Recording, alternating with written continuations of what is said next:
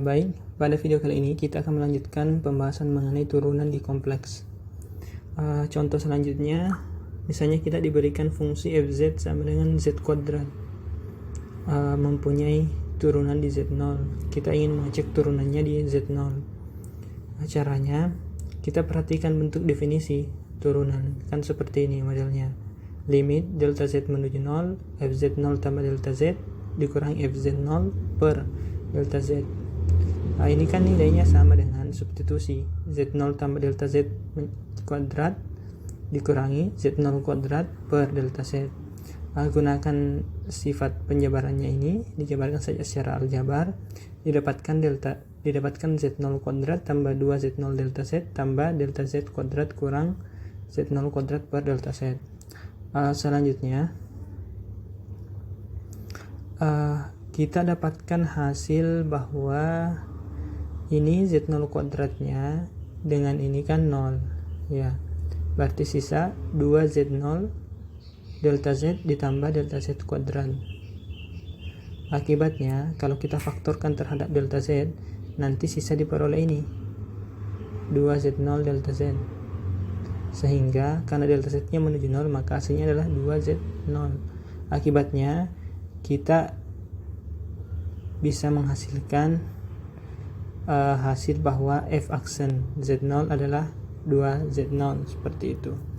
Demikian halnya kalau misalnya kita ingin menentukan untuk yang fz sama dengan z pangkat 3, hasilnya itu sama ini untuk z pangkat 3, nanti akan didapat f aksen z nya adalah 3z kuadrat, sehingga nanti secara umum bahkan kita bisa buktikan bahwa fz sama dengan zn ini memiliki turunan, yaitu f aksen z sama dengan n z pangkat n kurang 1, seperti itu.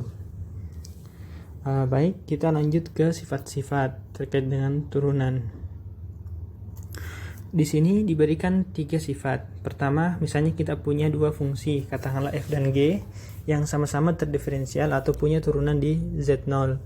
Maka berlaku bahwa turunan dari jumlahan mereka, yaitu f tambah g aksen z0 di z0 itu sama dengan turunan masing-masing dijumlahkan di titik z0 itu.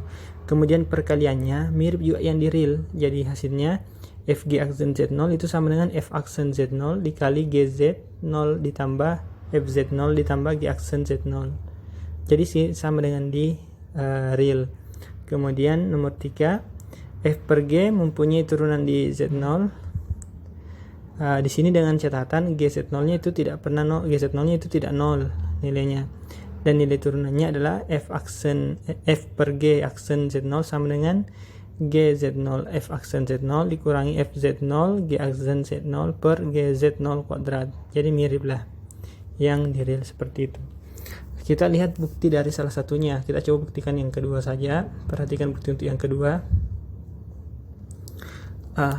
Untuk membuktikan yang kedua, kita tulis dulu fungsi f kali g ini dalam bentuk w. Jadi kita tulis di sini fg z0 itu sebagai f z0 g z0. Untuk mempermudah, ini ditulis sebagai w misalnya, bisa. Selanjutnya kita lihat, meskipun nanti tidak diperhatikan ini w-nya, tidak masalah juga, bisa langsung ini saja dilihat. Sekarang kita lihat modelnya fz0 ditambah ini delta w-nya kan. Delta w dalam hal ini adalah ini.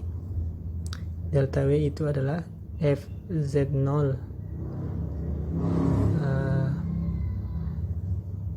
Ya yang ini pokoknya. Jadi ininya kalau biasanya ditulis begini kan, fg z tambah z0 tambah delta z dikurangi fg z0 tambah delta z, itu maksudnya. Nanti ditulis seperti ini. Di sini salah, z0 saja di sini. Ini z0. Itu ditulisnya secara aljabar seperti ini menurut definisi perkalian, dapatnya seperti itu. Kemudian bentuk ini bisa ternyata diubah menjadi seperti ini. Bagaimana caranya? Kita lihat di sini di sini kan arahnya fz, di sini fz0, di sini ada minus gz0, berarti yang ini kan ini saya kasih tanda. Coba dilihat kesamaannya. Yang ini dikali ini kan dari sini, kemudian yang ini itu munculnya di sebelah sini, yang hijau munculnya di sini, sehingga apa yang bersisa? Yang bersisa adalah fz0 dikali gz0 tambah delta z, dan di sini juga sama fz0, jadi yang bersisa saya kasih warna ungu. Jadi yang ini kita sisa perhatikan, yang ini bersama dengan ini kan, itu kan 0 hasilnya, makanya sama yang di atas. Atau bisa dikatakan di sini tambahkan saja di sini.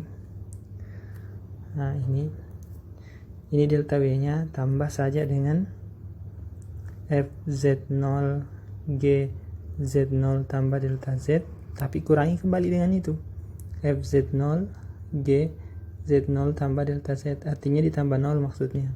Ini kan nilainya 0, itu yang dilakukan, akibatnya didapat yang ini.